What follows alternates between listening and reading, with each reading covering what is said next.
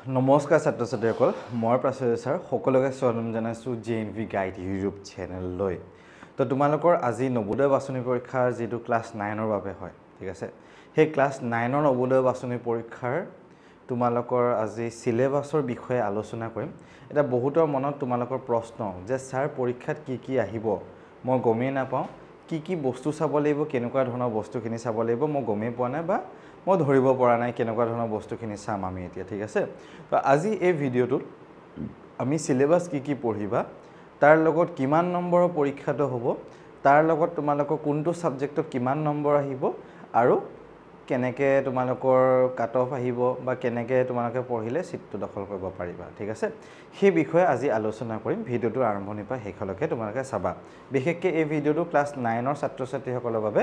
যিসকলে ইতিমধ্যে form fill up কৰিছে ক্লাছ 8 ত পঢ়ি থাকোঁতে ঠিক আছে কোনোবা যদি ক্লাছ 7 ৰ আছে তোমালোকৰ অহা বছৰ ফৰ্ম ফিলআপ হ'ব আৰু কোনোবা যদি ফৰ্ম ফিলআপ এবাৰ 8 ত পঢ়ি থাকোঁতে কৰা নাই তেতিয়াহ'লে তুমি পৰীক্ষাটো দিব নোৱাৰিবা ওকে তেতে পোন প্ৰথমতে এটা ইম্পৰ্টেন্ট কোৱেশ্চন আছে পৰীক্ষাটো কোনদিনা হ'ব পৰীক্ষাটো 7 ফেব্ৰুৱাৰীত হ'ব ঠিক আছে 7 ফেব্ৰুৱাৰী 2026 7 ফেব্ৰুৱাৰী 2026 2026 চনৰ 7 ফেব্ৰুৱাৰীত হ'ব তোমাৰ ঠিক আছে এতিয়া এটা কথা কৈ দিছো আমাৰ অহা 9 তাৰিখ আৰু 10 তাৰিখে জেএনভি গাইডৰ ফালৰ পৰা এটা স্পেশাল তোমালোকক গাইডেন্স সেশন দিয়া যাব এই নাম্বাৰটোত এই হোৱাটসএপ নাম্বাৰটোত তোমালোকৰ নিজৰ নামটো লিখি পেলাই আৰু ক্লাছ 9 ঠিক আছে ক্লাছ তুমি 9 ৰ বাছনি পৰীক্ষা দিবা যে নিজৰ নামটো লিখি পেলাই আৰু ক্লাছ 9 ৰ বাছনি পৰীক্ষা দিবা যে মেছেজটা কৰি দিবা ঠিক আছে আৰু আমাৰ অহা 9 আৰু 10 তাৰিখে এটা ফ্ৰী গাইডেন্স সেশন হ'ব গৈ আছে সেই গাইডেন্স সেশনত আমি কি আলোচনা কৰিম তোমালোকৰ হিন্দী ঠিক আছে ম্যাথছ সায়েন্স ইংলিশ এই নবোদয় বাছনি পৰীক্ষাত আহিবলগীয়া ঠিক আছে নবোদয় বাছনি পৰীক্ষাত আহিবলগীয়া আমি বস্তুখিনিৰ বিষয়ে আলোচনা কৰা যাব আৰু বিশেষ ইন ডেপথ আলোচনা কৰা যাব তোমালোকৰ এক ফ্ৰী গাইডেন্স সেশনটো ৰাতি 8টা বজাৰ পৰা হ'ব তোমালোকৰ খুব স্পেশাল হ'ব ডিটিছমেন্টা মেমে গাইড কৰিব ঠিক আছে ডিটিছমেন্টা মেমে বস্তুখিনি তোমালোকৰ চাই আছে ডিটিছমেন্টা মেমে তোমালোকৰ এখিনি বস্তু কৰিব ক্লাছ 9 ত মেমে মেইনকে গাইড কৰে ম্যাথছ সায়েন্স আৰু ইংলিশখিনি মেমে চাই আৰু আমাৰ ম্যাথছৰ টিচাৰও আছে প্লাস হিন্দীৰ টিচাৰ আছে বেলে সো ডিটিছমেন্টা মেমৰ কথা যদি কওঁ এজন পিএইচডি স্কলাৰ হয়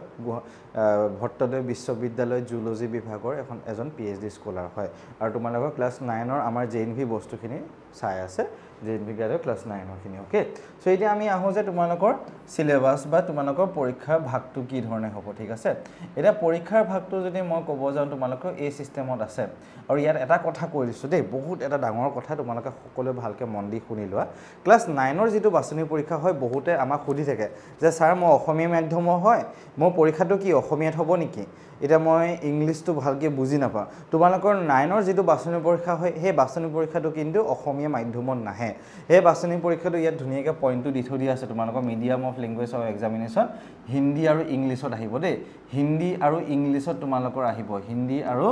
ইংলিশত আহিব তোমালোকৰ ঠিক আছে হিন্দী আৰু ইংলিশত ক'ব গ'লে কি হয় এফালে হিন্দী এফালে ইংলিশ তেনেকুৱা টাইপত পৰীক্ষাটোত আহে তুমি অসমীয়া মিডিয়াম হলেও তুমি হিন্দী ইংলিশত আহিব প্ৰশ্ন তুমি ইংলিশ মিডিয়াম হলেও হিন্দী ইংলিশত তোমাৰ পৰীক্ষাটোত প্ৰশ্ন আহিব কিন্তু বুজিলা তো এতিয়া ক'ব গ'লে এটো দেখিছা নহয় হিন্দী আৰু ইংলিশ এফালে ইংলিশত থাকিলে এফালে হিন্দীত থাকিলে এনেকুৱা টাইপত বা যদি ওপৰত হিন্দীত থাকে তলত ইংলিশত থাকিব তেনেকুৱা টাইপত তোমাৰ বাছনি পৰীক্ষাটোত তোমাৰ ইয়াত আহিব ওকে তো সেই বস্তুটো তোমালোকে চাই লবা আৰু দ্বিতীয় নম্বৰ প্ৰশ্নটো হয় যে ক্লাছ 9 ৰ বাছনি পৰীক্ষাটো স্যাৰ কোনটো জেগাত হ'ব ক'ত হ'ব ক্লাছ 9 ৰ যেটো নবোদয় বাছনি পৰীক্ষা হ'ব সেই নবোদয় বাছনি পৰীক্ষাটো তোমাৰ ক'ব গ'লে নবোদয় বিদ্যালয়সমূহতে হ'ব তোমালোকৰ নিজৰ ডিস্ট্ৰিক্টৰ নবোদয় বিদ্যালয়সমূহতে তোমালোকৰ হ'ব ওকে তো ইয়াত তোমালোকে দেখিব পাৰিছা যে এটা মাৰ্কছৰ ডিভিজন আছে এটা বস্তু এটা ইংলিশত তোমাৰ ঠিক আছে ইংলিশত কি আহে জানানে ইংলিশত তোমালোকৰ 15টা কোৱেশ্চন আহিব 15টা কোৱেশ্চনত তোমালোকৰ 15 নম্বৰ আহিব হিন্দীত তোমালোকৰ 15টা কোৱেশ্চন আহিব 15টা কোৱেশ্চনৰ 15 নম্বৰ আহিব ম্যাথছত তোমালোকৰ 35টা 35টা কোৱেশ্চন আহিব 35টা কোৱেশ্চনৰ 35 মাৰ্কস আহিব সায়েন্সত তোমালোকৰ 35 কোৱেশ্চন আহিব 35 কোৱেশ্চনৰ 35 মাৰ্কস আহিব টোটাল 100 মাৰ্কস আহিব 100 নম্বৰ আহিব আৰু 100টা কোৱেশ্চন তোমালোকৰ আহিব ঠিক আছে 100 মাৰ্কস আহিব আৰু 100টা কোৱেশ্চন তোমালোকৰ আহিব কিন্তু ওকে হেতু বস্তু তুমি ভালকে চাই লোৱা ইয়াত ওকে হেতু তোমালোকৰ সিস্টেম আৰু এই ম্যাথছ আৰু সায়েন্সত 70 মাৰ্কস আহিব এই 70 ভিতৰত তুমি মানে তোমাৰ মাৰ্কছটো কাউণ্ট কৰিব এই 70 মাৰ্কছৰ ভিতৰত ঠিক আছে আৰু বাকি হিন্দী আৰু ইংলিছৰ ভিতৰত যিটো তুমি বেছি নম্বৰ পোৱা তুমি যদি বা ইংলিছত তুমি 10 পালা হিন্দী যেনিবা তুমি 15 পালা 15 ভিতৰত 15 পালা তেতিয়ালে এই যিটো বেছি নম্বৰ পাবা এই দুটা সাবজেক্টৰ ভিতৰত ম্যাথছ ইংলিছ আৰু হিন্দী ভিতৰত সেই নাম্বাৰটো তোমাৰ ইয়াৰ লগত প্লাস কৰি দিয়া যাব ঠিক আছে ইয়াৰ লগত প্লাস কৰি দিয়া যাব ইয়াৰ লগত প্লাস কৰি পেলাই যিটো নম্বৰ ওলাব সেই নম্বৰটো তোমাৰ মেইন ৰিজাল্টৰ লগত আহিব ঠিক আছে হিন্দী আৰু ইংলিছৰ পৰা তোমাৰ যিটো মেইন বেছি নম্বৰ পাইছা সাবজেক্টটোত সেই সাবজেক্টটো তোমাৰ মাৰ্কছটো লৈ যাব তোমাৰ ঠিক আছে হে তেনেকুৱা টাইপত হ'ব আৰু পৰীক্ষাটো কিমান দেৰি হ'ব পৰীক্ষাটো ক'ব গলে তোমালোকৰ 2.5 ঘণ্টা হ'ব 2.5 আৱাৰ ঠিক আছে 2.5 আৱাৰ ঠিক আছে 2.5 আৱাৰ 2.5 ঘণ্টাৰ তোমাৰ পৰীক্ষাটো হ'ব ঠিক আছে 2.5 ঘণ্টাৰ তোমাৰ পৰীক্ষাটো হ'ব 2.5 আৱাৰ তোমাৰ পৰীক্ষাটো হ'ব ইয়া ধুনিয়াকে বস্তুটো লিখি থৈ দিয়া আছে ম্যাথছ আৰু সায়েন্সৰ মাৰ্কছটো থাকিব আৰু এনি ওয়ান অফ দা মানে তোমাৰ হিন্দী আৰু ইংলিছৰ মাৰ্কছটো আহিব তুমি যেনিবা সায়েন্সত 35 ৰ ভিতৰত 30 পালা ম্যাথছৰ যেনিবা তুমি 31 পালা আৰু এইফালে যেনিবা তুমি কিবাকে মিলাই তুমি যেনিবা 12 মান পালা ইংলিছ বা হিন্দী ভিতৰত কোনবা এটা ভিতৰত তুমি 12 মান পালা ঠিক আছে তো এইফালে 60 70 73 মাৰ্কছ আহিলে তোমাৰ আউট অফ কিমান 85 ৰ ভিতৰত হে তেনেকুৱাকে তোমাৰ নম্বৰখিনি হ'ব তোমাৰ ঠিক আছে নম্বৰিংখিনি এনেকুৱা টাইপৰ তোমাৰ এই সিস্টেমত হ'ব তোমাৰ ওকে সো এইটো বস্তু তোমাৰ হ'ব আৰু যোনে হাইয়েস্ট নম্বৰ পাব ঠিক আছে যোনে হাইয়েস্ট নম্বৰ পাব সেই ষ্টুডেন্টকে সিট দিয়া যাব কিন্তু সেইটো কথা মনত ৰাখিবা এটা তোমাৰ যেনিবা পৰীক্ষা চেণ্টাৰ 10 জন ষ্টুডেন্টে পৰীক্ষা দিছে কোনবা এজনে ফুল নম্বৰ পাই গলে 100 ৰ ভিতৰত 100 পালে হেজনক সিট দিয়া যাব কোনবা যেনিবা 1 নম্বৰ 100 ভিতৰত 100 পালে 2 নম্বৰ 100 ভিতৰত 90 পালে 3 নম্বৰ 100 ভিতৰত কিবা 85 কিবা পালে যেনিবা হে তেনেকে যি গিটা বেছি নম্বৰ পাইছে সেই গিটাকে সিটটো দিয়া যাব মানে ওপৰ পৰা তললৈকে আহি যাব তোমাৰ ঠিক আছে আৰু পৰীক্ষাটো কি হ'ব OMR সিটত দিব লাগিব এনেকে গোল কৰি কৰি তোমালোকে দিব লাগিব